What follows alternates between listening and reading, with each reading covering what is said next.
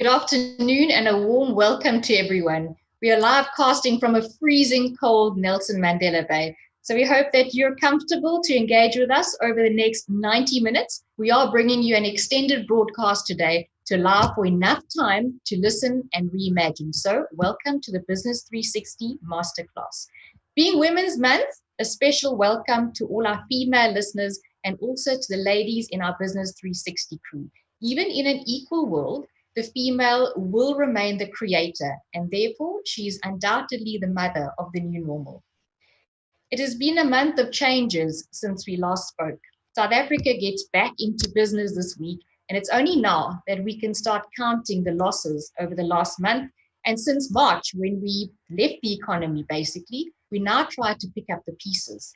But some things will never be the same again.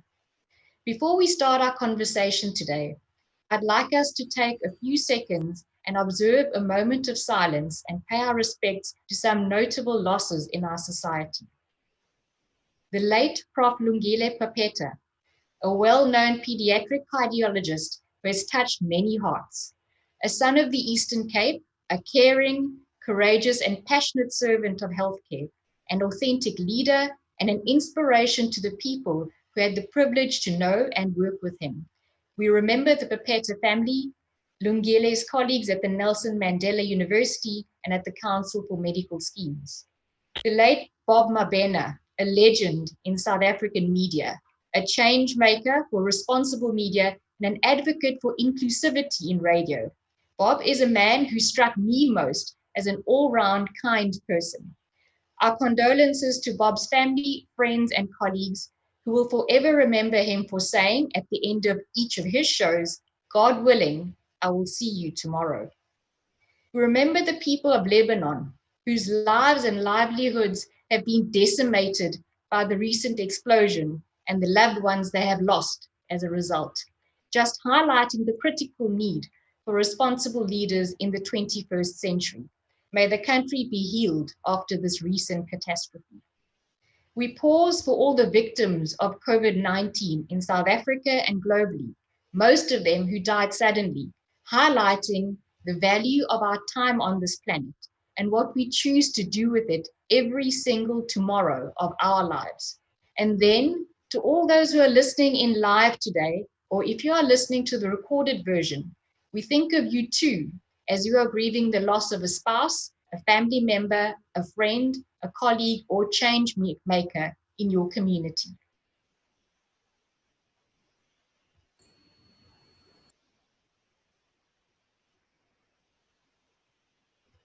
Thank you. I'm sure you will agree that it seems like our present reality in 2020 is rather grey and sobering. We can all do with a spark of hope, I think. So let's turn our focus on our conversation today. Future-proofing the Eastern Cape economy, scenarios to build better.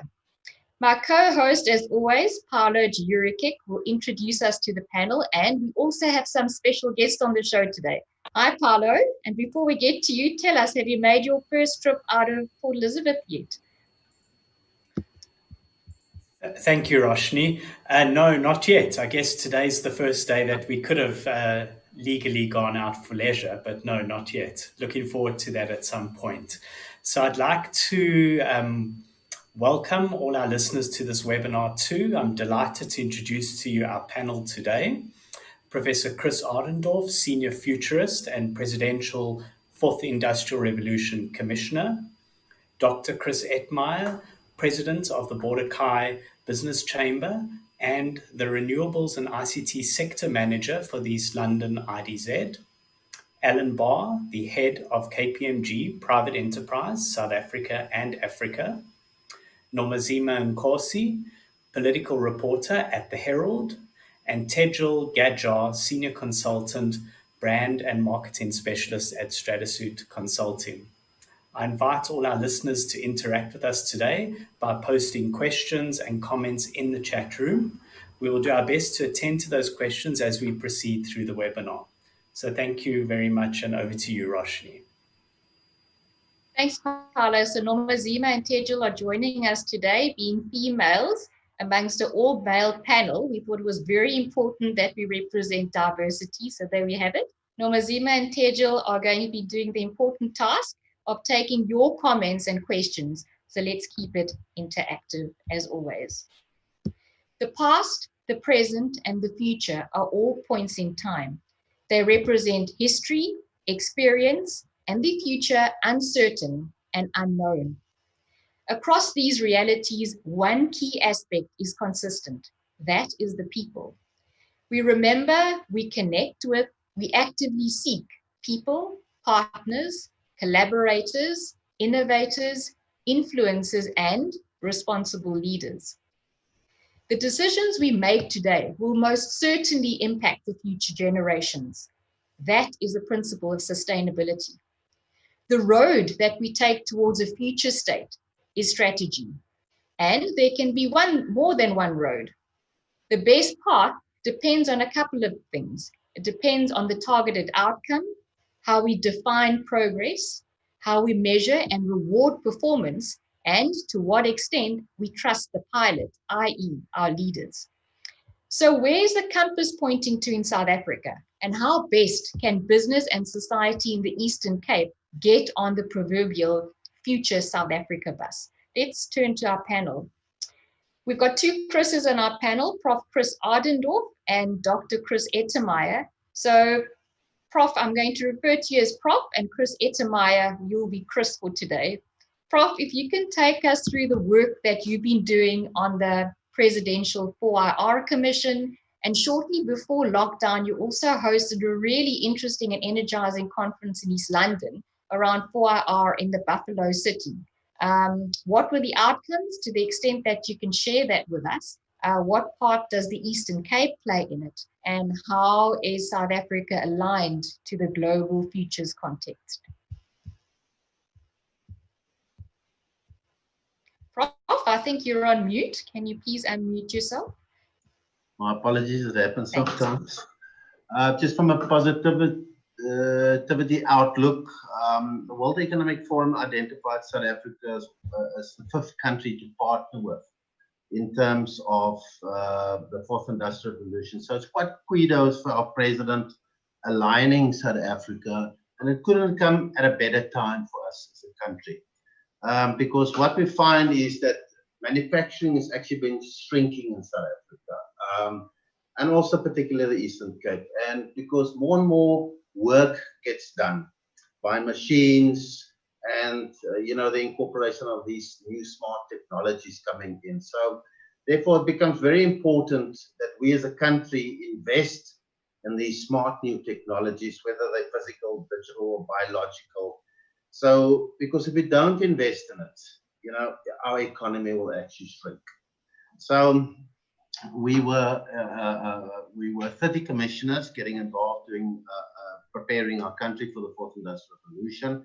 In true reality, we have to remember that the fourth industrial revolution actually already started in 2012. So we're 8 years down the line. So, but the world is somehow, taking it slowly in terms of the fourth industrial revolution. So the commission's work basically started last year in March, and we somehow, in about a week and a half ago, we handed the final document over to our president, online platforms such as this, which is 4IR, by the way, and we came up with 8 recommendations. So the first recommendation was that we need to invest in our human capital in South Africa, because our greatest opportunity and greatest resource is actually our people. And the 4IR gives us a rallying point for urgency and to opportunity to redesign, streamline, and align our education system as we know it through coordinated, robust, multi-stakeholder processes as we know it.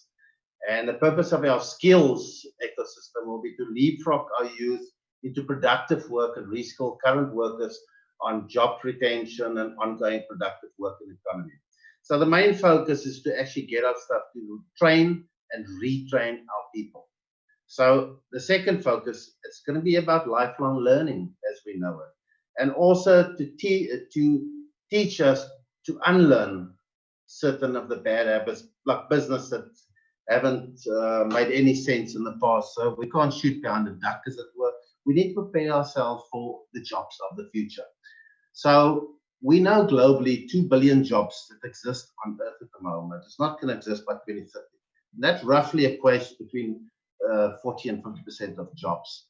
And what we also know is that 60% of jobs that's going to exist in 2030 haven't actually even been invented yet. So it's very important how we position our country in terms of that.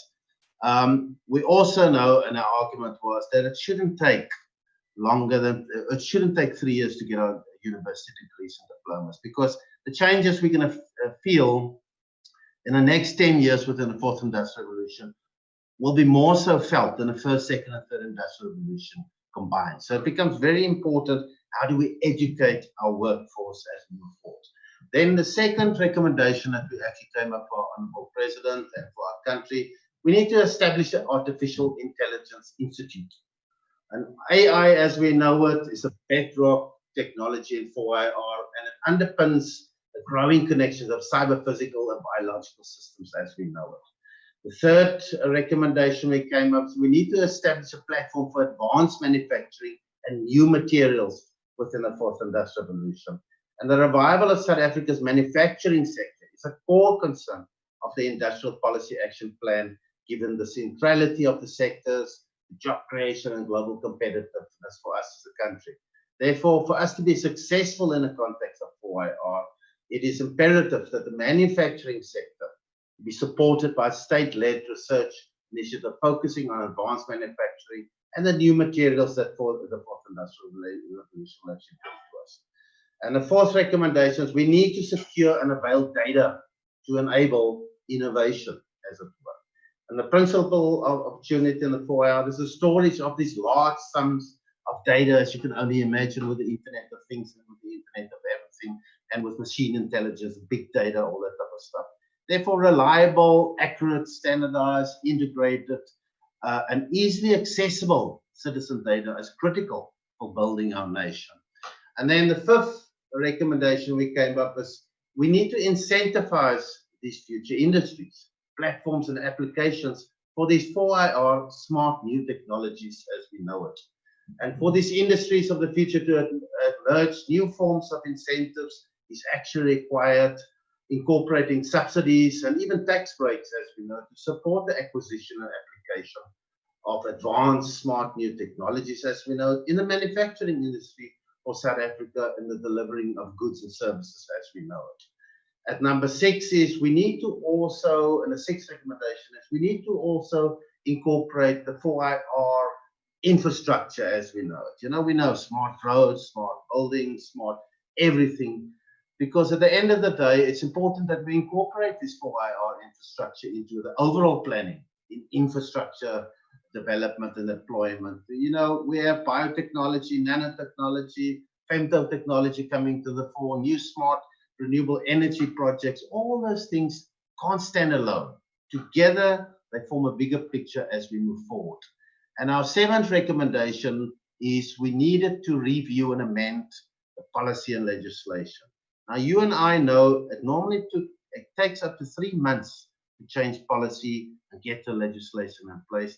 Our Honorable President promised us that it shouldn't take longer than 6 months, because as we understand these changes within the fourth industrial revolution, we need to position ourselves as a country through policy and legislation to gear ourselves to leapfrog us into the 4IR. So the eighth recommendation was that we need to establish a 4IR Strategy Implementation Coordinating Council in the Office of the Presidency. So all in all, with these 8 recommendations, Roshni, is that the Commission's analysis led to the conclusion that the 4IR is an opportunity for South Africa to integrate ourselves into the broader global economy. And at the end of the day, we also need to envision a long-term economic recovery plan. As you know, with COVID-19, the games has changed within 2020. Therefore, it's very important how we assist these, you know, the SMMEs and production and work as we know it, moving forward. I'm very excited about these recommendations. I do believe we're going to have some economic game changers as we move forward. In terms of the summit that we had at Amatola Districts Municipality, It's one of the only districts, municipalities in the countries that we know of that's got a smart vision. Something we need for the Eastern Cape is we need a smart Eastern Cape to be geared for that fourth industrial revolution, bring in these smart concepts, smart economic game changers, because like one-on-one can't do work in isolation. It's one of these technologies and these smart business models all form a 360 view of how we want to move towards. And I do believe that the economic game changers that we've actually started for, we came up with 50 economic game changers for the presidency within the 4IR. It started with at Amatola District's municipality, the thinking was a smart district. So I'm pretty excited. We've done quite a bit of work, but there's so much more work that needs to be done as we move forward.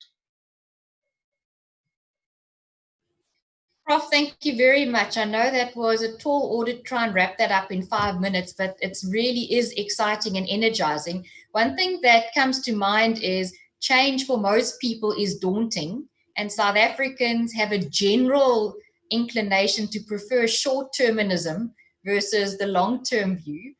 Just quickly, I understand that the report is completed. Is there a mobilization plan that perhaps targets actually pulling people along to this journey? I mean, you guys have been working on this for a while now, and a group of futurists are it's like preaching to the converted. How are you going to take the nation along, briefly? Yeah, look, mankind don't like change. You know, it's normal, and especially men. Men are actually worse than women when it comes to things. We just don't like change. So yes, it is, but it starts always, and Ellen will elaborate on it. It starts with leadership. So yes, our presidency is getting us geared for the changes from the 4IR. After that will come the provincial rollouts, public participation efforts with companies, organizations, and we will all give the inputs. How do we actually better the product as we know? So yes, all in all, pretty exciting. A lot of work still to be done. Thanks, Prof. Chris, let's go over to you now. Prior to lockdown, we were dealing with a couple of things. We're dealing with downgrades, ESCOM, commissions of inquiry, and our president was trying quite hard to attract foreign direct investments into South Africa. So tell us a bit about the state of trade and industry in the Eastern Cape, and where do we find ourselves at present? Great, thank you very much.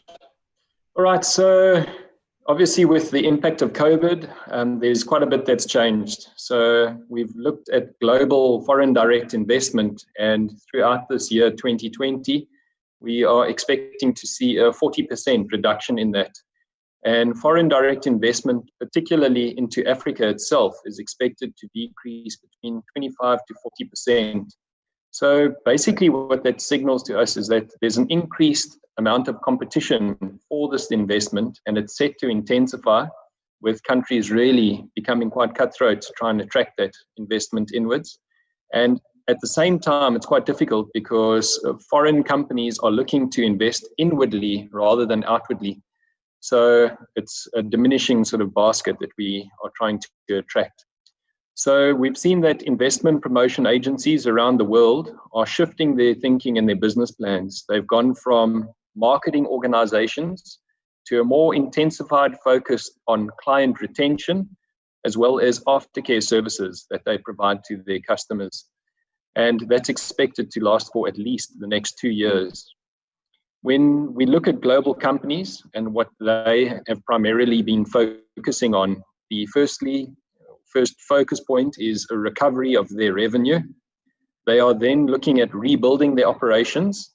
They are rethinking and restructuring their organizations, and they are accelerating towards the adoption of digital solutions, which I think we're going to focus on quite a bit throughout this webinar. The South African Economic Recovery Plan is very interesting, and I think what we're going to see is there's going to be a very big push towards infrastructure development, because that's been seen as a pivotal role for economic recovery. So South Africa is looking at sustainable infrastructure development, And the methodology that they employed there focuses on this infrastructure development, and they've identified 6 pillars, which they essentially believe would unlock private sector collaboration. So the first 4 pillars are based on what they call the network industries. So that is energy, water, transportation, and ICT infrastructure. And the idea of these network industries is that once you develop it, it's going to unlock corridors of investment and development. So these 4 sectors are seen as catalytic, or catalysts in a way, which would further promote more investment taking place. Agriculture is another big focus area, and there the attention is going to be paid on a lot more value addition and beneficiation of primary products. The last pillar that has been identified is quite interesting. It is human settlements. So there's been a noted increase in need and demand for housing. And at the same time, the question is how to unlock private sector wealth and investment and savings. And how do you meet the balance that you need to strike with a return on investment that the private sector wants and delivery of these housing units? So that's something that is definitely in the infrastructure plan. So what has happened is this infrastructure planning has taken place, and 250 projects were identified. And this is aside from the normal infrastructure plans that have been planned for South Africa. So 88 of those projects are already past the feasibility stage.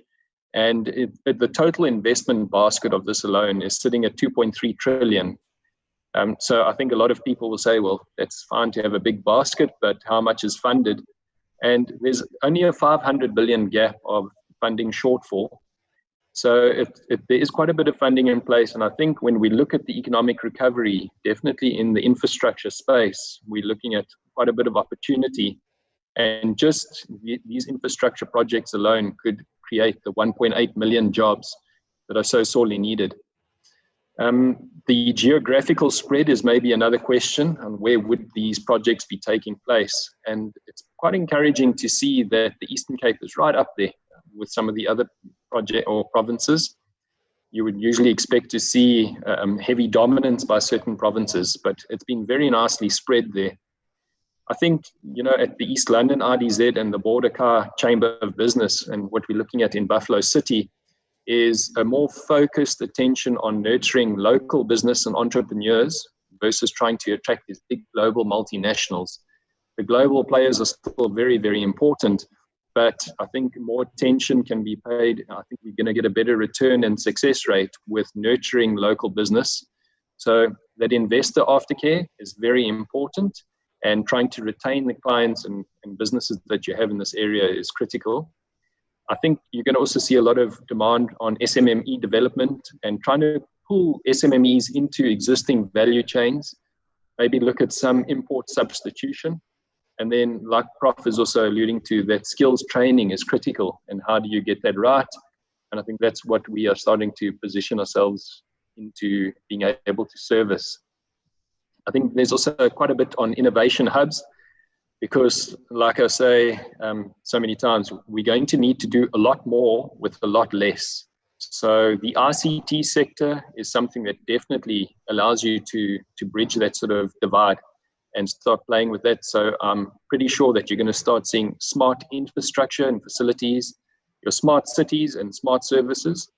Certainly areas that will be becoming more and more prominent as we go along. And the idea is to hopefully have that homegrown talent actually nurturing and offering services in these spaces. Thank you. Thanks very much, Chris. You mentioned something that I want to pick up on quickly. It's the concept of the corridor, and this is something that we have positioned in a conversation with the head of the business chamber in 2 discussions ago. From the East London IDZ point of view, if you look at an economic corridor, East London to Nelson Mandela Bay, East London to, let's say, Idube, what are the linkages at the moment for you guys?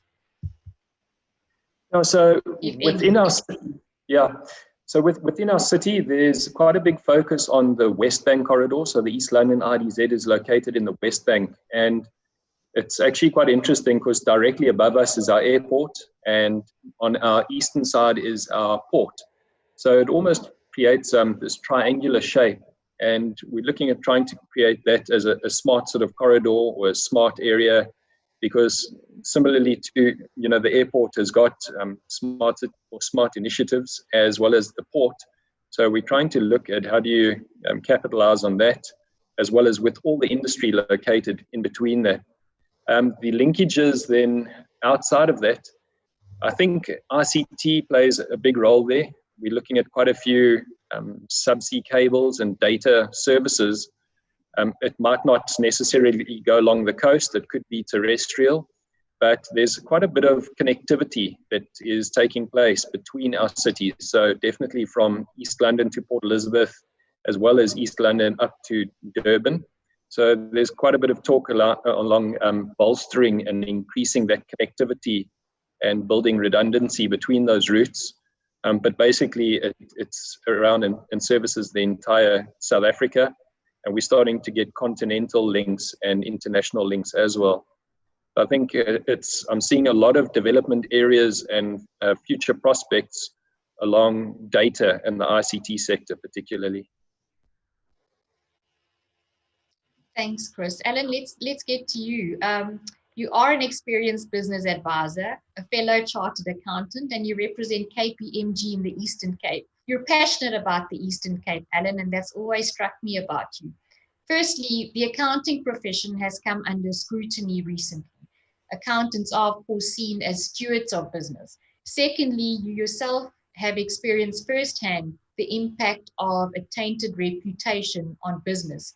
Tell us a bit about this experience and also share with us your reflections of the business case in the Eastern Cape post Y2K, through the HIV/AIDS crisis, post the 2008 subprime crisis, and then of course the dark decade that we've just come out of.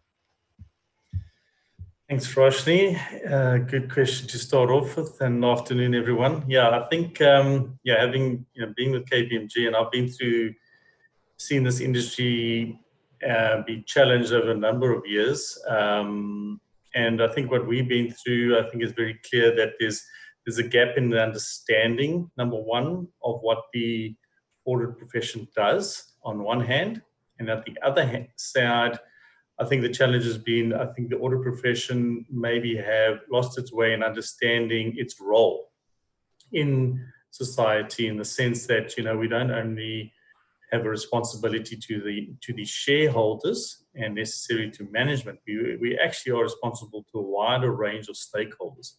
And I think the journey that KPMG has been on in the last 2.5 years has been one of focusing on that goal of regaining trust of our clients and our people and the wider stakeholders. And there's been a significant effort by everyone in doing that and delivering to the highest standard, beyond the standard that the profession has, but we've set a higher standard, but constantly realizing on every engagement our responsibility to the wider community and the wider stakeholders. And I think through that, we're already seeing a change in attitude by certainly not only the larger clients, but across the board in terms of the efforts that we've gone through, and it's been significant. And taking some tough decisions, exiting certain clients that we don't want to do business with, apart from those wanting, that let us go. But fortunately, a number of clients have rehired us and reappointed us because they've seen what we've done. And I'm very glad to say that in the Eastern Cape, we've had some significant support by business in the Eastern Cape through this period. So on that side, I think KPMG is moving forward. But the profession globally is under pressure, and I think the profession is reflecting and doing a lot to restore that, including the education of stakeholders to understand the role of the auditor. With regards to the Eastern Cape, in my role, I've headed up Port Elizabeth and KPMG Eastern Cape since 2006, been involved here since '96. But in my additional role as head of private enterprise, which is a focus on private companies, focusing on entrepreneurs from startups all the way through to family businesses and more likely business families, I travel across the country and I travel across Africa. And it always strikes me the level of entrepreneurship and successful businesses there are across the country, across Africa. I was in Rwanda last year and it was an amazing experience, but even in the Eastern Cape. And I think often in the Eastern Cape, we sell ourselves short in terms of the successes that are here in the Eastern Cape. And if you look at it and it's across the board, the reason why these businesses are successful is, number one, I believe has got to do with leadership and ethical leadership at that matter. These business leaders have got a clear vision and focus in terms of what they want to achieve, and governance. And we've seen that during the COVID period is the importance of governance, especially with the family-owned businesses, reassessing their purpose, reassessing the values, and doing the right thing for the longer term. These businesses plan not for the next year or the next 5 years, they plan for generations. And by doing that, they're focusing on doing the right thing. And if you look in the Eastern Cape, some of the successes, we know some of the big companies like Mercedes-Benz, top C-class manufacturer in the world. You look at Volkswagen successes. But a number of my clients in the component manufacturing sector are leaders in their groups globally. Companies that are beating China, beating the US on productivity, on absenteeism, on quality, on a regular basis. And often people talk about the workforce in South Africa, not being up to scratch and not being able to compete. And you talk to these businesses, and there's at least 10 I can name.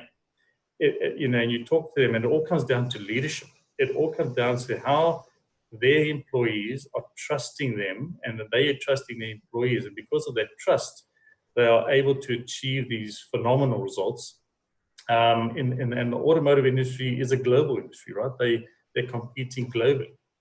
But the challenge we have here, I think, in the Eastern Cape is, there's pockets of these excellence, but how's those lessons being shared amongst other industries? And apart from the automotive, you've got the citrus industry and the agriculture industry that's also doing well. But once again, I think there's pockets of excellence. We've got a number of challenges, I think, in the Eastern Cape, in that the sense that our three major hubs, being Nelson Mandela Metro, Buffalo City, and Umtata, as cities, are not attracting more investment. If anything, we are probably repelling people from investing in there and people leaving. So I think there's a huge opportunity, like Prof said earlier, as the Eastern Cape, to take this change in what's happening globally. We must realize we are competing on a global stage. We're not just competing with Joburg, Cape Town, or Durban. We're competing on a global stage, and therefore we need to embrace this. We've got 4 universities in this province. How do we use that to our advantage compared to any other province? And I'm always confident. I'm always a positive. I've always got a positive focus, and what I'm seeing there. But we need greater collaboration. We need greater collaboration between local government, all the stakeholders, the universities, the business people, to be driving a common vision, not for the next 5 years, but for the next 30, 40 years, because the world is changing very quickly, and we can't risk being left behind in doing it, and therefore ultimately requires strong leadership from that point of view. Thanks very much for sharing that, Alan, because we get so kind of caught up in the negativity of the present. I think sometimes it's important just to take that step back and understand that this province is absolutely rich with intellectual capital, social capital, and as Drayton pointed out in 2 shows ago, that don't disregard the value of our natural capital, the agriculture economy, etc. So we're going to touch on a couple of points that you've highlighted now, Alan, in our following questions, but let me hand over to Paolo. Thank you, Roshni. So, Alan, I suppose I'm sort of captured by 1 or 2 points that you made. And we both know as qualified chartered accountants, the process to become a chartered accountant is quite rigorous. And at the top of that agenda is always ethics and code of ethics that you have to subscribe to. So my question is really around ethical leadership. And that's something that seems to be lacking to a large extent in the business communities that are around us. So my question is, how do we build and inculcate ethical leadership into business for the better good of the province? I think, Paolo, it's a good question. And in fact, part of the CA program is a course on ethics, right? And I don't believe you can teach ethics, right? Ethics is something you feel, something you experience, something you do. And ultimately, ethics is about not doing what's right for me, but doing what's right for the people. And there's a book that I would encourage people to read by Simon Sinek called Leaders Eat Last. And it's about doing the right thing and not putting yourself, and it ultimately talks to Ubuntu, in my view, but true Ubuntu. It's about really putting the needs of others before yourself. And as a leader, that's what you've got to do. And in fact, we've seen that during this COVID period. Some of the families, what they've done is, they haven't taken dividends, as an example. They haven't taken dividends because they want to protect the interests of the employees. They want to assist their clients. They want to assist their suppliers when they have the means to do so. So I think ethical leadership is really reflecting on how you make a difference. How do you make a difference every single day? And that's a mindset that everyone needs to be applying. And once again, there's many books on this, and I think there's a growing drive for this. And you can see those businesses that are successful, whilst they're not call it like that, they might call it leadership, but they're doing the right thing all the time. And once again, I don't think you can teach it, but I think you can point out to people in a way that is not what you're doing, is not ethical. And by doing that is helping people to understand the importance and the difference of ethical leadership from that point of view. Thank you, Alan. I mean, I agree with you 100%. It's almost like an inbuilt thing. But I suppose to an extent, creating the context of having rules and regulations that people aspire to does really help. So I'll give you an example. I have a couple of friends in the Singapore civil service, and they are not allowed to accept a single thing from anybody as part of the rules of engagement in their government. So, for example, on a trip to Singapore, one of the colleagues asks me to go, I was going to the shop, so I bought them a toothpaste. And when I gave it to them, it was probably about R6. This colleague insisted on paying me back. And I said, no, really, you don't have. She said, no, that is the rule. We do not accept anything for free. So I think a lot of times guidelines can actually be put in place, but it is about what's right. And I suppose if we think about COVID and what that's done to people not just thinking about themselves, but thinking more about the collective, perhaps there's been some level of behavioral shift at a leadership level, hopefully, through the experience of COVID and the pandemic. So, Paolo, your point is there needs to be guidelines. I agree, because everyone comes from different backgrounds, right, and might have different ethical upbringing or different values in that sense. But at least if there's guidelines when you're working in a business, when government, whatever, there's clear guidelines, as in with Singapore and what the guys have done. And for us, good governance, and that's a lesson we learned from KPMG, there are rules in place. But the rules are there for a reason, right? The rules are there to protect the reputation of the business, to protect the employees. And people need to stick there. Unfortunately, I think South Africans, as a rule, don't stick to rules, right? I mean, people drive through a red robot, quite easily. And if you look at during this COVID period, for a period, people did stick to rules, but unfortunately, it just got a bit much, and then we had to move on, despite the risk that people could expose themselves to. So guidelines are important. Guidelines need to be practical as well. You know what I mean? I think the guidelines in terms of good governance are critical, but once again, they need to fit the business, and they need to fit the purpose of what they're there for. And for us, governance is about good communication, transparency, to drive effective decision making. Whether you're an individual or in the business, you need to know at that stage, is this right or wrong? And I think the whole aspect of honesty within those guidelines is quite critical. So for within the profession, we have got restrictions in terms of entertainment with clients. You can't go and take a person to the Rugby World Cup as an example. It's just frowned upon because of our role.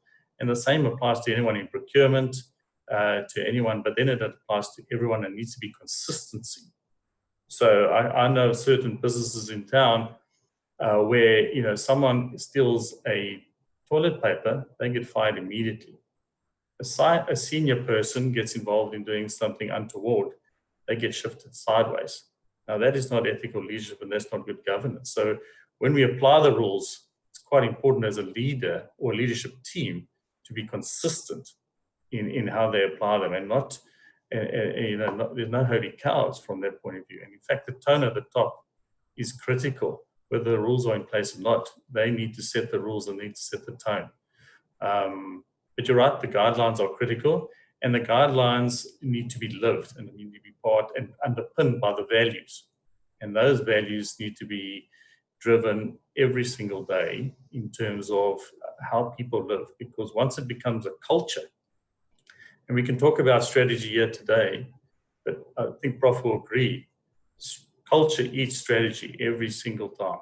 If you don't have the right culture, you're not going to be able to implement the strategy that you're wanting to do.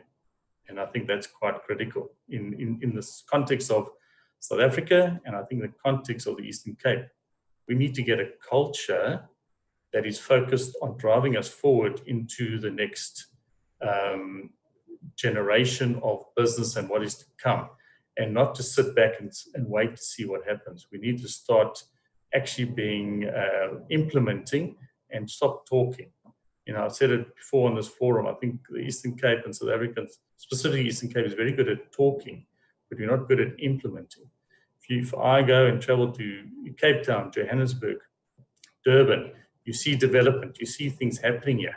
Eastern Cape, we don't do that. And I think that's a challenge I want to put out to everyone that's maybe listening, as we need to start implementing and doing things together as a unit and working together from that point of view. Thank you, Alan. I agree with you fully on that. My next question is for Prof. Chris.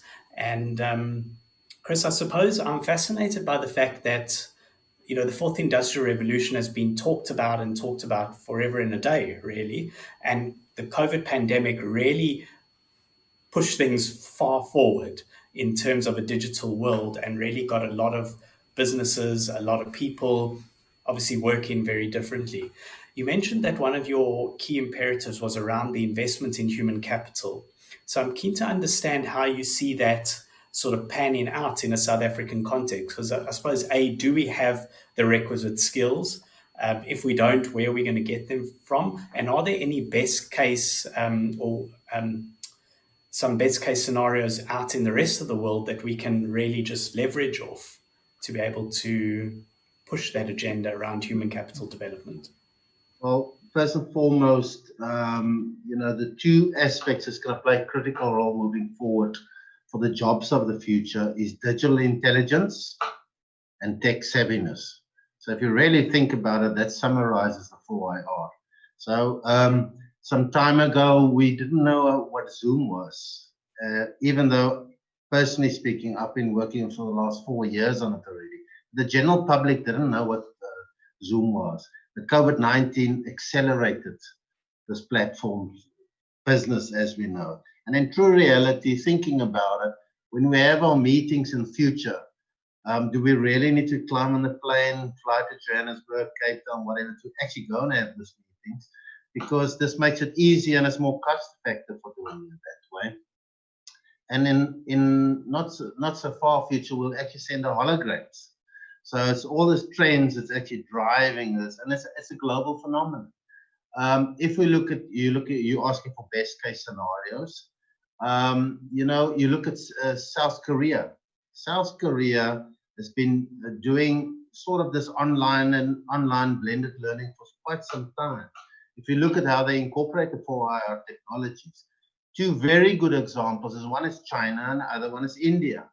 You know, India's got very much similar circumstances like we've got in South Africa, very similar. You know, where you have the digital divide, you've got rural, you've got the, you know, the urban sectors and things like that. But how they incorporate the education, and they're actually the tops in the world. And it's been coming for quite some time. They're the top IT specialists around the world. They've got a digital economy, even in the most rural areas of India. China, you look at Wuhan city. Yes, I know it hasn't been a very good example, but it's a full-fledged 4-hour city. You know, whether you're looking at the bullet trains that our president was talking about, go and experience those trains that travels at 400 kilometers, 500 kilometers an hour, and you actually know what Ellen was referring to, the smart cities concept and things like that. So there are numerous examples. But if you tell somebody that has never traveled overseas before to go and see what 5G is doing in Spain, for instance, and what is blockchain and Internet of Things coupled with AI, what it's really doing for the smart cities concept, you know, smart energy, smart waste management, all those kind of aspects. There are so many examples out there, and it's the norm there. But South Africa, we somehow don't want to implement it because maybe from a point of view, we don't know how to, but it's like we can plan for it. But as Ellen was elaborating, you know, we sometimes lack that ability of implementation. But I do believe that the focus of South Africa, and there was a golden thread with the National Planning Commission, especially also with this COVID-19, to realign ourselves that we can actually move forward. And I'm very hopeful, and I'm also a realist in that particular aspect. I do think we're going to see quite a lot of good change coming in the next 2 to 4 years' time to position ourselves. Thank you, Chris. I mean, it's super interesting to see the other case studies from around the world and how successful they can be, especially India, because I suppose India at a rural level is a microcosm of South Africa. So I'm going to hand back to Roshni now, who's going to take us through the next piece. Thank you. Yes, I'm going to give Nomazima a chance to bring our listeners into this. I'd love to hear, you know, what our listeners are saying and asking. Nomazima, what's come through? Hi, everyone. So we've got about 3 questions from our viewers.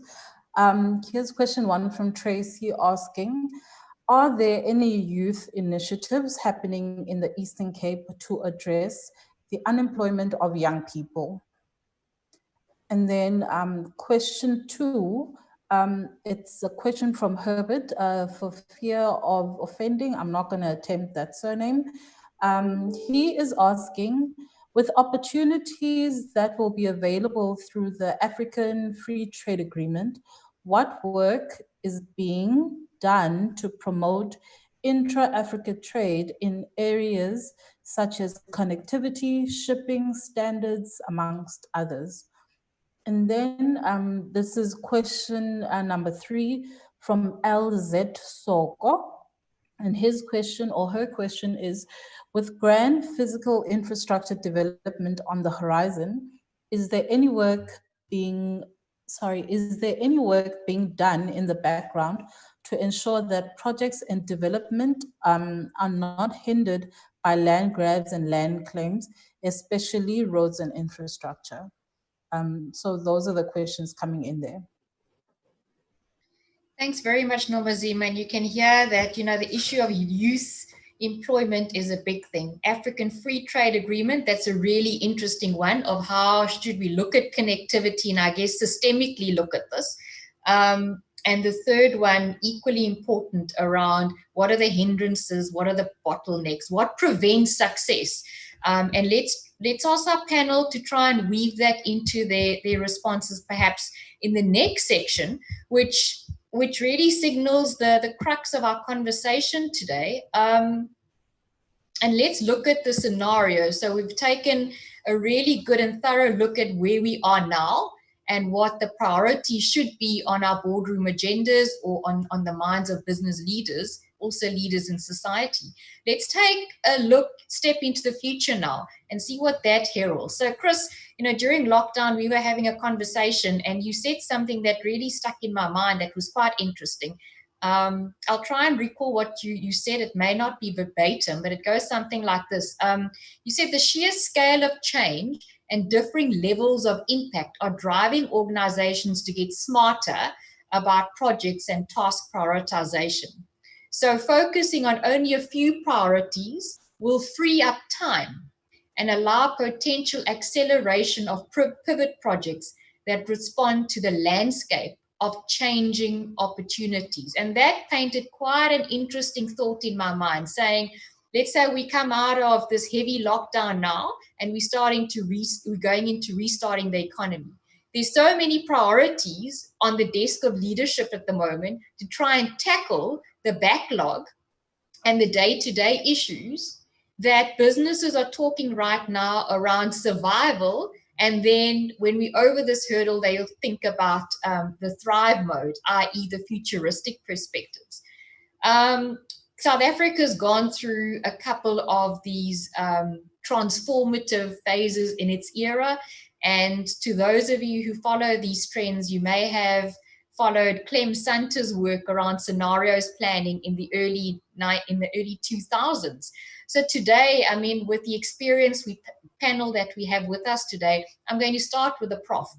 Prof, can you take us through the scenarios for the Eastern Cape, looking at our opportunities, our risks, our people aspects, our leadership priorities, and where could our future potentially be in a way that is relevant to the South African agenda, but also relevant to the global context? We'll then get to Chris and Alan. Prof, let's start with you. Thanks, Roshni. It's like Darwin said, it's not the most intelligent, it's not the most strongest of species that survives, but it's those people that are prepared, those that's most prepared for the change, as it were. And it reflects to a book, it's an ancient old philosophy, Why Nations Fail. It goes in 2,000 years in history, and it looks at all the patterns and those kind of things, why certain nations fail. And one of the big things that always comes is how prepared are we for the changes? And secondly, what culture is what Alan was referring to. And there's also age-old saying that culture can eat your strategy up for breakfast. So it's very important how you position yourself for that. So a little bit about scenario planning. A lot of people think it's an easy exercise, Roshni. Trust me, it's very complicated because there's so many factors that you've got to take in consideration doing scenarios. Because we as futurists call it, you have good future studies and you have bad future studies. So at the end of the day, it's a big responsibility as futurists that we actually have, because you can send people in the wrong direction, as it were. So scenarios basically started by futurists about 40, 50 years ago, right? It's about storytelling. So what I'm going to try and sketch you, if we don't incorporate this or that, this is going to be the story or the outcome. So what I've done is, and I hope and pray somebody can get the slide on for the scenarios. I looked at the drivers for change because it's quite complex. We had to focus on governance issues as indicated by Alan and Chris. We looked at the general economy because the economy is completely different now with COVID-19. We look at the society because it's a society that we're dealing with. Infrastructure, environmental and natural resources. We look at social changes, ideology, and very importantly, the technological preparedness for 4IR. Because as a country, we need to be prepared for that. So I've developed 3 scenarios as per your request, Roshni. Generally, we do 4 or 8, but I've only worked on the higher load, low road, medium road, and low road as per your request. So in the medium scenario, I basically focus on what we call a baseline scenario. In other words, we are finding ourselves today in the here and the now with the COVID-19, and if we just keep on moving in the same old as it were into the future, but eventually we'll be running out of road because we're not preparing for the changes That's now, and the next 2 years, and the next 5 years. Then I'll give the best case scenario where we work towards a smart Eastern Cape, as we've mentioned earlier on. So the focus on the president was for the 4IR, we want a smart South Africa. So this is the best case scenario. We want to actually work towards smart Eastern Cape. And then a worst case scenario, which I'll also present, is that we eventually end up in a dead end scenario. So if we look at the baseline scenario, as it were, and if we look, Roshni, at the patterns of COVID, we can actually look from past pandemics, and we find that it's not just one round of pandemic from hindsight information. There's usually 2 rounds of this pandemic. So in a baseline scenario, and as we stand today, we're actually expecting another round of COVID to actually come out.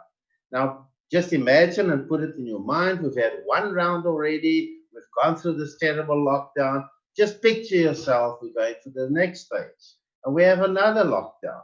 Imagine the impact it's going to have on COVID-19. Now, it's a true reality, and it's something that we need to prepare ourselves for. So what we can actually expect from that is that, yes, we're going to have another round of COVID-19, but no further outbreaks. So only 2 in the baseline scenario. We can expect increase or decrease in 5% of GDP in South Africa, which obviously will have impact on South Africa in 2020. And on a normal, we can expect a 3% decline in 2021. In true reality, what we will call as economists will have a W-shaped recovery, where GDP suffers as more and more, of these cases and pressures from COVID actually play a role in our economy. And the long-term price for COVID-19 is actually only emerging now. So picture yourself another round, think what all these kind of things will actually have in our investment. And what we do find in a current situation, as we are in COVID, in the Eastern Cape, we're actually in need of economic game changers, smart economic game changers, whether it's renewable energy or whatever. And we're currently experiencing drought all over. I mean, Amatola District's municipality, 4 of the 6 local municipalities on extreme drought. Now, you and I know that the future wars in the future, one will be about water and the other one will be about our aerospace.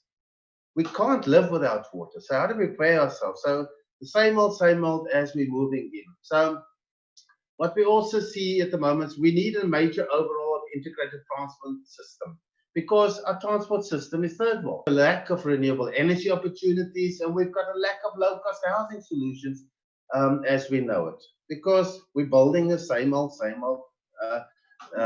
low-cost housing. But if you look in China, they're already printing, 12 double-story low-cost housing in 24 hours, for instance, at a third of the price. So tourism, we already know that we need opportunities in the Eastern Cape. The tourism initiatives lacks to display the heritage and beauty of the Eastern Cape. And we have a majority of our people without Wi-Fi in the Eastern Cape, as we know it. And 50% of our population live in poverty, near poverty, or extreme poverty. Baseline scenario. What we also need is we need more opportunities of renewable energy, integrated transport, and we need to ensure in this particular scenario that we move our kids out of, because the biggest threat that we have at the moment is poverty and drugs, as we know it in our communities. So in true reality, we have capital shortages, and we have also skill shortages, as we know it. And there's a greater need in the scenario that we need a new smart industry to couple the need for business as we know it. So let's look at the best case scenario. In other words, we've only had 1 COVID-19 outbreak. That's the best we can actually hope for in the true reality as we know it. So no further outbreaks. And eventually in the best case scenario, at least 50 to 60% of our people are actually tested for COVID-19. What we will experience then is a V-shaped economic recovery through radical economic and best case financial model And what we also find is, in true reality, banks and financial institutions come to the fore, fund businesses as we move forward. And in the best case scenario, we can find a 3% decline in the economic GDP in 2020, and most probably about between a 1% and a 2% in 2021. In the best case scenario, we're creating for new social solutions and addressing the healthcare for the aged and for the young, as we know it, and we're better geared for the healthcare as we know it in the moving forward. Science, technology becomes a cornerstone of societies, and we're investing in new sectors. Like we know that the education, we've almost been caught with our pants on our knees, as it were, and we're starting to gear ourselves for that particular smart way of doing business on smart platforms as we know it. We've gained experience and capacity to respond to future coronaviruses or other zoonotic outbreaks, and we've incorporated the fourth industrial revolution guidelines, but we've also implemented in the best case scenario. Eastern Cape eventually becomes a smart province because we've catered, we've planned to become a smart province. We're actually making sure that Wi-Fi is all around for our people, even in most of rural areas. 3D printing of low-cost housing takes place, and we actually finally have a water desalination plant that works. We've got 11 water desalination plants in South Africa, not a single one is working. So we finally make sure that we can cater for the water for our people. We're incorporating the economic game changers, like smart agriculture, smart mining, smart tourism, and we're incorporating finally in a best case scenario, public-private partnerships. Because we've got 36 public-private partnerships in South Africa, and as we've indicated for the president, we need between 500 and 600 as we move forward as an absolute minimum. And we're using the same public-private partnerships mechanisms that Australia is using, where every single municipality is running on a public-private partnership platform. 4-hour apprenticeships taking place, and we're actually catering for 70% of our youth to actually be geared for the 4-hour technologies as we know it. And eventually, the Eastern Cape becomes a safe and secure province as we know it in the best case scenario. As in all scenarios, you also have to look at the worst case scenario. Just picture yourselves that if we actually have, like the Spanish flu and previous flus, have 3 or more outbreaks of COVID-19. Think about what those lockdowns will do. Think what it will do for our economies. But somehow we also have to prepare ourselves for the worst case. So the multiple wave of those viruses causes governments and cities to go in multiple lockdowns. Just picture yourself. Post-normal scale of change, the speed, scope, and scale, and simultaneous spread of the virus and others spread incredibly fast. And no reputable vaccine found, and less than 10% of people eventually gets tested for it. Nevertheless, the body count of COVID-19 per day makes it painfully clear that adjusting is just a very difficult thing to do for us as mankind. In that scenario, it's undoubtedly the L-shaped economic recovery, where we will have a 6% decline in 2020, we'll have 2% to 3% decline in 2021. But in the most developed countries, like the Americas, you'll find a 20% decline. And in the UK and Europe, you're looking at roughly about a 14% decline in GDP. So overall, for South Africa and in the Eastern Cape, we can look at a picture of a 5% decline in GDP as we know it. We also look at, in such a case, that if we're number 5 in the world in terms of the COVID-19 impacts, that eventually the tourism actually falls flat. Nobody wants to move to South Africa to come and look at our tourism sector. And we finally find that stagflation basically kicks in. And protests will be on the increase as service deliveries have serious shortfalls as we know it. Tourism infrastructure will basically dry up, average life expectancy will decline, and the Eastern Cape basically finds itself in not a pretty picture the way that we want to do it, education falters, healthcare services falters, security becomes an issue, and it's something we don't want to find ourselves in. So let's focus on the best case scenario. Let's hope and pray there's only one COVID-19 outbreak, as it were, so that we can somehow make sure that we can actually prepare ourselves, but most importantly, that we incorporate the 4IR principles and we become a smart province as we know it. Thank you. Prof, I wish we had a lot more time to have a conversation about your three scenarios. Where we are in the Eastern Cape, V-shaped, we're going to be building better. Should we probably start becoming realistic, and the V could be a U? And given where we've come from, where we actually had a lot of work to do before lockdown, I think it requires a lot of planning in a collaborative way and a forward-thinking way to do it in a different way. Scenario 2, around a W shape, is going to require a very quick leadership response to put plans together to, a review mirror check of how the last response has gone and how do we do it better, and that's quite quickly. So that wave could come quite soon, and we've seen it happen in places like Europe. And the L shape, I can't help think that the key nugget there is leadership. So to prevent that from happening, it's one of the most inspirational leaders in the world is Nelson Mandela, and he comes from the Eastern Cape. So if we can find those types of leaders in all spaces, not only politically, that is going to appeal to the hearts of people and pull them along into this new unknown, that's going to be really the power of how we can convert fantastic plans into implementable action and actually bring everyone on board. But I'll leave it there. Thank you very much, Chris. From your side, trade and industry, we've tried quite hard, and we've got some IDZs running and some good work being done in both IDZs.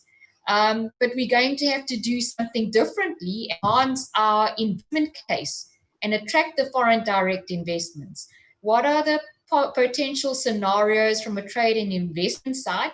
Prof also touched on the key point around renewables, and given that the 3-day shutdown promise from Eskom hasn't been delivered, we've exceeded 3 days now. Where to from here? Thank you. Yeah, I think I'd love to sit and have a glass of wine with Prof, because I think there's a lot that I'd like to learn from him still as well. But, there's a couple of things. So firstly, energy storage is a big thing that renewables can't service just by itself alone. So we're seeing a lot more attention being paid on storage mechanisms, because you can run a solar farm and it's great. It's renewable energy. But when you need it at nighttime, it's not going to deliver.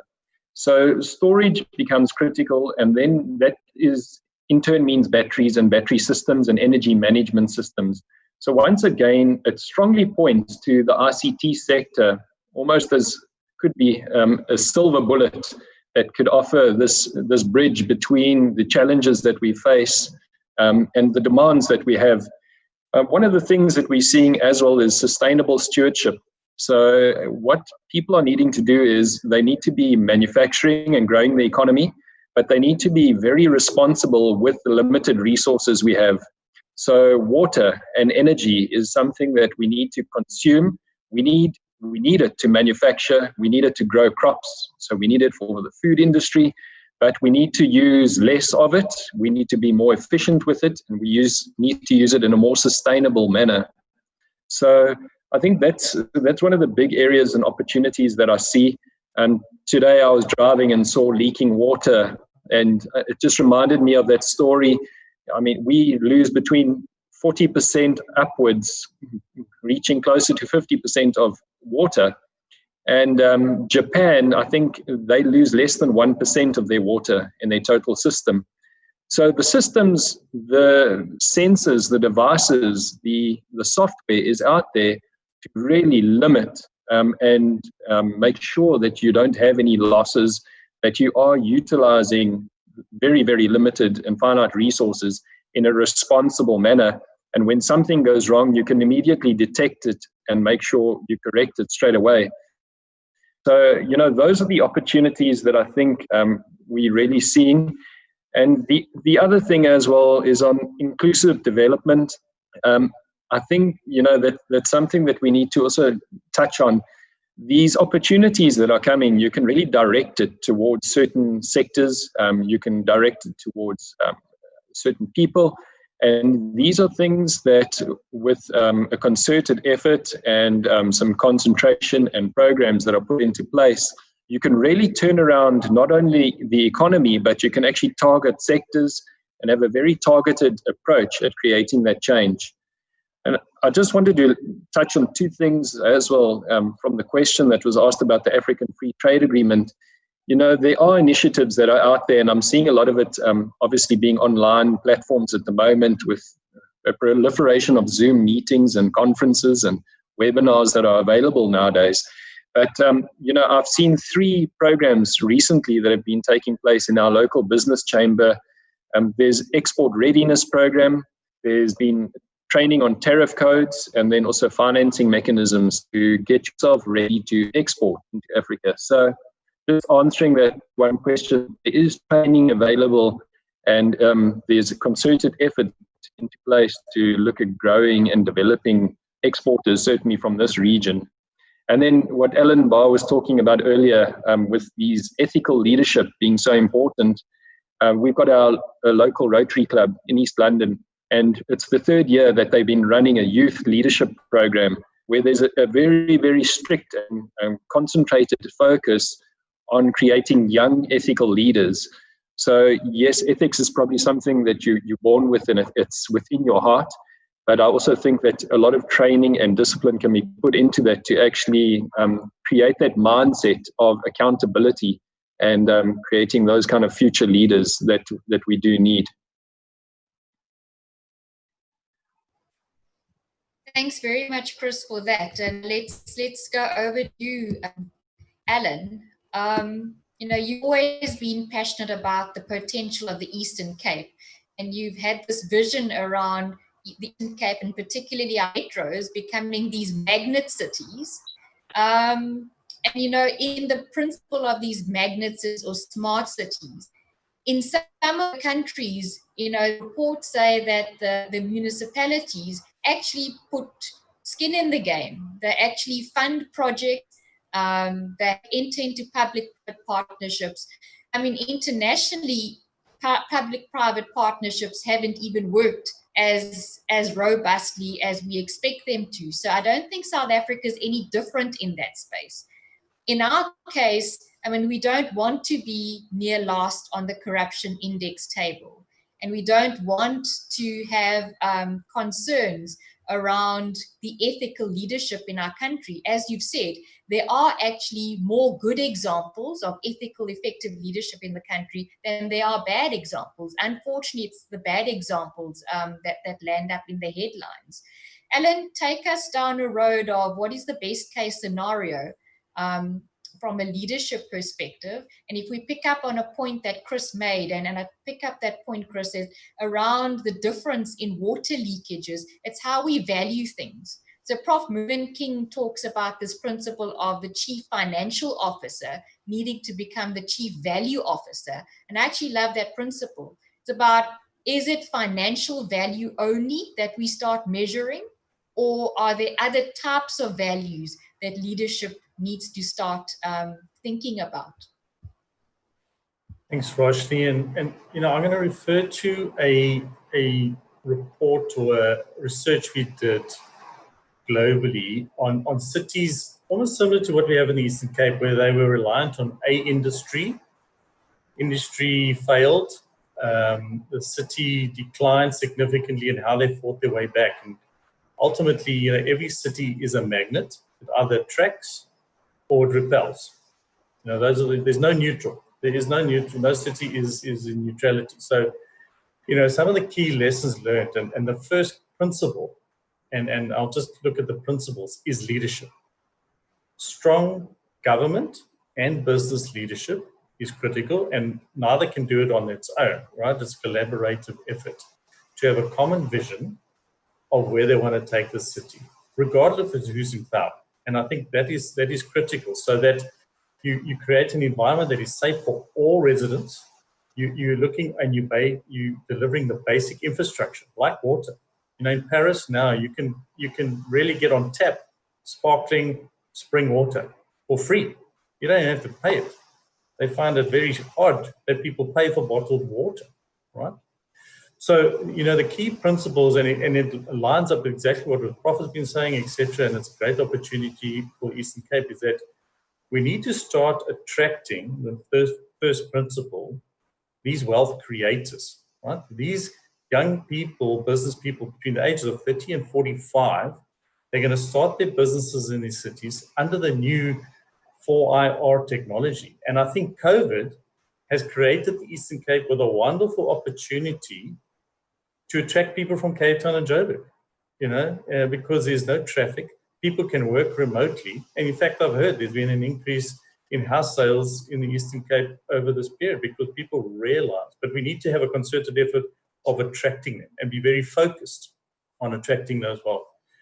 The cities need to undergo constant renewal. They need to make sure there's appropriate housing. Prof mentioned that also for everyone, right? Appropriate housing that's affordable and strong city centers that are vibrant during the night and during the day. At the moment, I've lived in East London, I've lived in Port Elizabeth, you know, the city centers aren't vibrant, and we can transform those items. We need to make sure that each city has a clear identity, you know, but a positive identity. Not the sleepy city or the windy city as an example. That's not positive. No one wants to go to a windy city unless you're focusing on renewable, you know, solar wind farms. So that's a different story. But how do we start changing the dialogue and identifying of what our city is famous for? Connected. The cities need to be connected, right? I mean, I travel a lot. You know how expensive it is to get from Port Elizabeth to a Cape Town or Durban on a regular visit, as with East London. Right, you can't even get to East London by flight. You know, you need to drive. Now, digital has transformed it, but people still need to go on holiday. They still want to get in and out. How do we get tourists into those cities if we don't have appropriate flights, trains, or ships for that matter? And therefore, the connectivity, and not only into the city, within the city. You know, Port Elizabeth was the first to have a integrated public transport system to start the project. We still don't have a viable integrated public transport system that we need to do. The other thing which I mentioned earlier is how do we create a culture of creating new ideas? We've got 4 universities, we've got FET colleges. How do we use that intellectual power to create something unique to the Eastern Cape? I mean, we've got a great architecture department here in Port Elizabeth. Now in Barcelona, the top architecture student, he gets awarded the privilege of designing a building in that city. I'm not saying we copy, but these are some of the lessons we can take in celebrating success of our province. And then what you mentioned earlier, Roshni, is, you know, one of the key principles that allowed these cities to rebuild them, they were fundraisers. They didn't rely on government. They didn't rely on province. They took it upon themselves to invest and then to raise the money because they are then responsible for it, right? Obviously, there needs to be clear oversight. There needs to be accountability. That needs to be managed appropriately. But they drove the investment in their city because they took ownership of their city. And I think that is key for us across the provinces. And once these 3 big hubs, you know, really become a magnet city and attracting the investment, attracting new residents, you start seeing a different mindset. You start seeing a different culture, which then flows in to the hinterland, right? Then you start connecting with the other towns, right, that have been declining as well. So there's a knock-on domino effect that can take place. And how do you start building this economy? As mentioned, we've got a number of people unemployed. How do we start getting people engaged in the economy? You know, and the Africa Free Trade Investment, I was at the Africa CEO Forum last year in Rwanda. I don't think we have any idea what's going on north of this border. There is so much activity taking place and so much positive news going place. And this trade agreement, if we're not careful, South Africa as a whole is going to lose out on a massive opportunity, because across Africa there's a real excitement of how do we engage. And I think the Eastern Cape, with 3 ports, can connect with the rest of Africa very, very quickly. But we need to be on that bandwagon, and we need to be very close to that. So I think there's great opportunity, but we need collaboration, and we need a common mindset. We need everyone to work in local government, and all the stakeholders need to come together. And like I say, have a vision for 20, 30 years, despite what's happening. There's so many moving parts, but we need to build something, and we need to start so that we can attract investment and drive an economy that will be the envy of the rest of South Africa. And that's why I'm positive. But we need leadership, and that's where it starts. We need people to put their self-interest aside and to say what is best for the residents. And Paolo mentioned earlier about Singapore. If you look at Singapore, they got independence the same time as Ghana. And if you listen to some of the academics and what made that change, there were 3 key things: meritocracy, get the best people to run the business, run the municipalities, drive it; pragmatism, get the rules, get the governance, but things that make sense for that city; and the 3rd thing is honesty. People need to be held accountable if they step out of line. Now, business does that. Steps out of line, they do take accountability, but we're not seeing the same in government. And I think it's up to business to hold. We need to hold one another accountable on these types of things, so that we can get that ethics. We can be the example for the next generation. Unfortunately, the example for the next generation, especially in the rural areas and in the townships, is criminals, right? I mean, the people, and it's drug dealers, and those are the examples. They're not getting the role models, and it's up to us to be driving those role models for the youth for the future. Thanks, Alan. It almost sounds like we need a build better think tank. We are running out of time. So Paolo, I'm going to hand over to you and also invite some questions and comments and read those out before we wrap up. Thanks. Thank you, Roshni. Yes, an incredibly invigorating discussion. And really, the thing that stood out for me, Alan, is that about attracting wealth creators.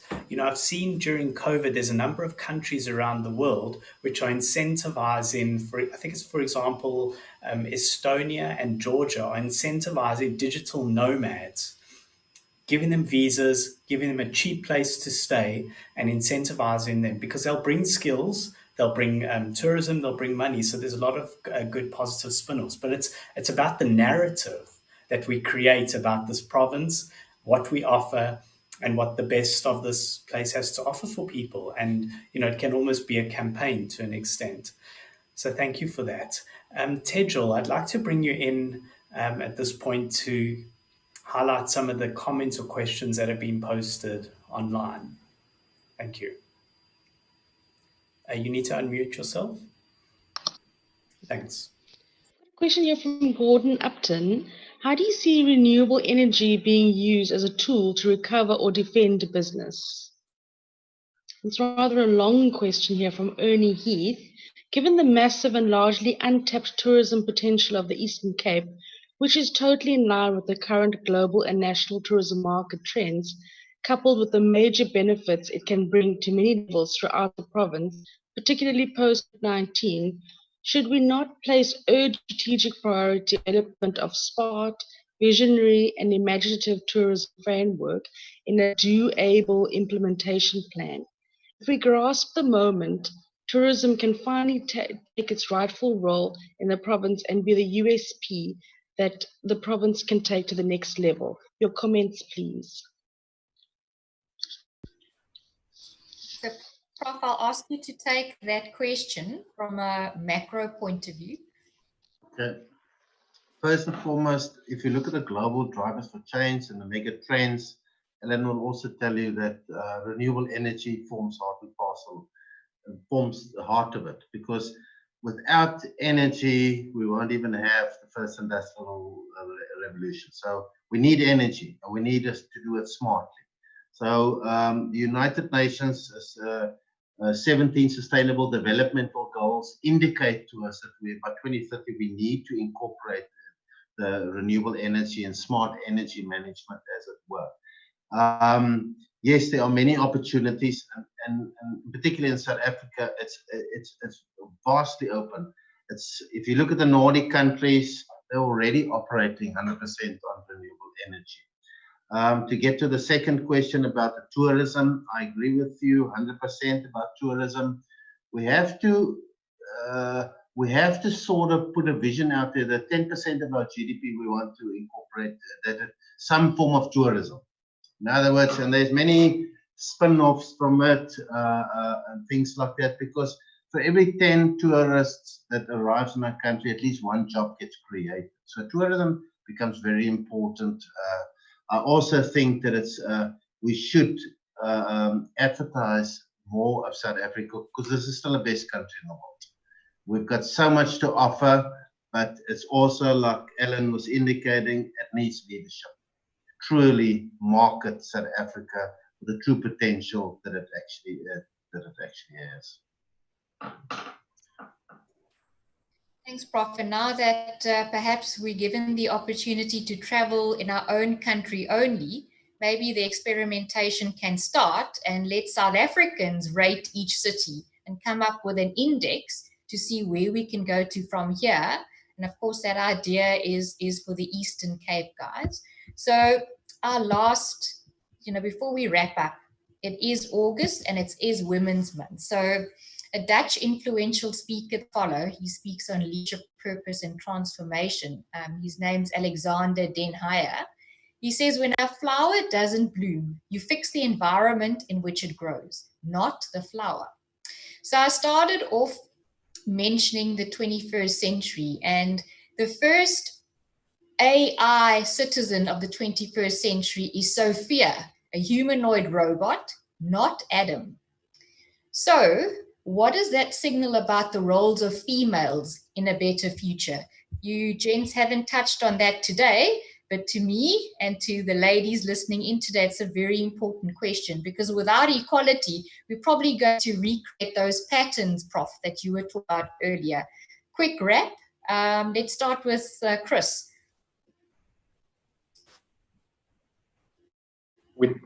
Which one? With me. Okay. The other one's yes. Yeah. No, just a quick wrap. The one thing I was thinking of, the question on renewable energy to protect business. Yes, renewables and energy storage can not only bolster or give you redundancy in terms of outriding these stages of load shedding, which we're going to go into in 2 minutes. But it can also it can really become a new revenue stream. An example is if a municipality allows you to put up a solar rooftop system, and then your excess energy can actually be offsetting your municipal account, your tariffs, your taxes. So there's examples like that, and I've seen that working very well in Germany with a farmer that sells all his energy to the grid, and he buys it back because he buys it at 1/4 of the price of what he sells it to the municipality. So incentivizing things like that, renewables can really help protect your business. I'm just very excited for the future. There's a lot that we are going to be trying out within the East London IDZ in Buffalo City. There's interesting projects. I think the province is also looking at some very good ideas. Sorry, Chris, I just have to kind of interject because we have 1 minute left. Your thoughts on the role of females in the future? The role of? Females in the future. Yeah, I think it's a good idea. I'm very keen for that equal earning, and I think women bring a different flair into a boardroom. So it is something I'm quite keen to support and see how it rolls out. Thank you, Chris. Thanks very much. Sorry I had to cut you short. No Prof? problem.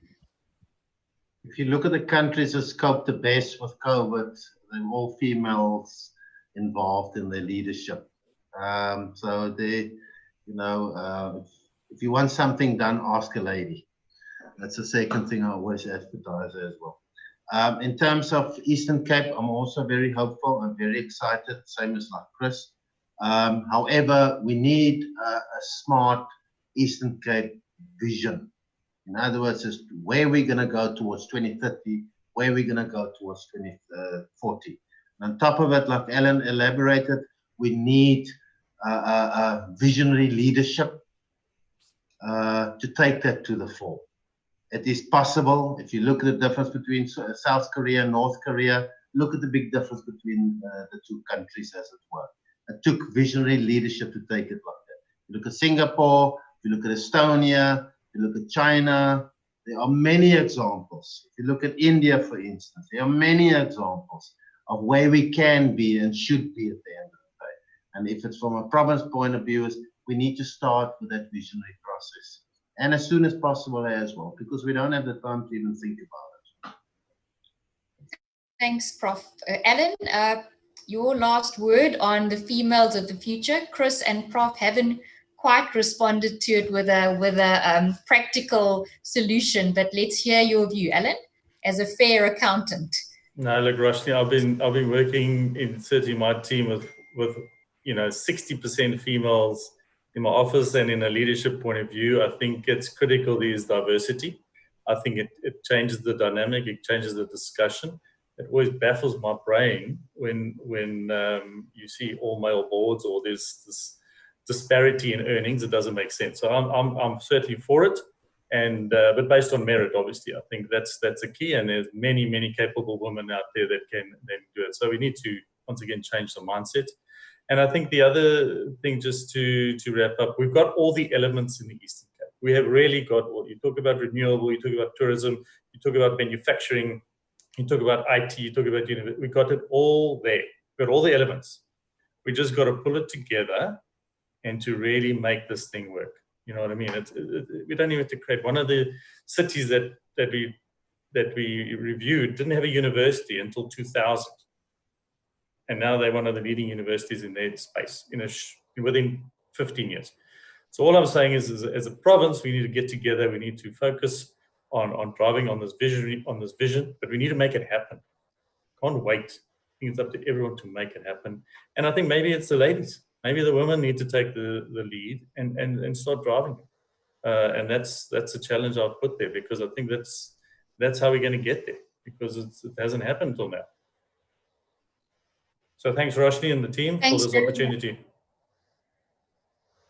Thank you very much to our panel. Thank you to Nomazima. Thank you, Tejal. Thank you, Paolo. It was a fascinating and rich conversation. And now I think you know why we extended it to an hour and a half. Even that wasn't enough. So thank you to you all for investing 90 minutes with us on this extended live cast. Hope that it has sparked some new thoughts in your mind. And we'd actually love to hear your comments on how to build better, what we should do. And as Alan and the Prof and Chris said, how do we actually make this happen now? And how can you play a part in it? Drop us your comments, leave your post on Facebook, and we'll pick it up after the show. So before we go, in whatever you plan, decide or do, let purpose and sustainability steer your strategy. Have a lovely evening, and we'll see you again next month. Bye-bye.